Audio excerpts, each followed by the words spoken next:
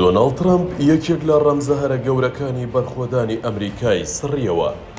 سەرۆکەکەی ئەمریکا نزیکە لەوەی خەونی بوون بە ئیمپراتۆر بەدی بێنێت.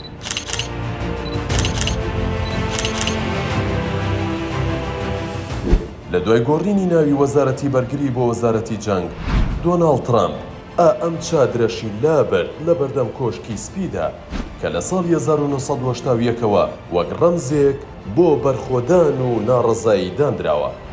ئەم چادرە لە بنەڕەتدا هی سەربازێکی کۆنی ئەمریکا بووە و لە ساڵی 1970ەوە تا مردنی لە ساڵی 2016 شەوانە پاسەوانی لێکردووە و وتوێتی هەرگیز وازی لێ ناهێنم.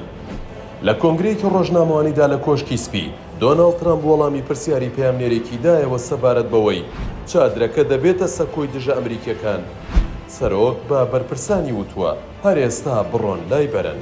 ئەمە لەلایەن چەپی توندڕەوەوە دروست کراوە و تووشێتی دەسەڵاتدارانی واشنتۆن سەدان چادریان لە چوارچێوەی هەڵمەتی بەرەنگاربوونەوەی تاوانەکان لابردووە و ئەمەشیان لا دەبرێت، بە تایبەتی خێمەی ئەوانەی بێماڵن و بە هۆملێسەکان بەناوبانگن.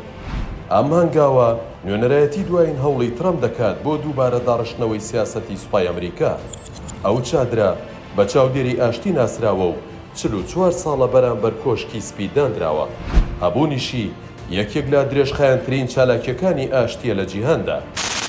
ڕەفتارەکانی ئەم دواییانەی دۆناڵد ترامپ بیری ئەو لێدوانەی خۆیمان دەخاتەوە کە دەیوت پێم خۆشە پێم بڵێن ئیمپراتۆر، بەڵام وا دیارە هەر بەڕاست نیازی ئەوەی هەیە کە جیهانی ئیمپراتۆریەت و زەبر و زەنگ بگەڕێنێتەوە.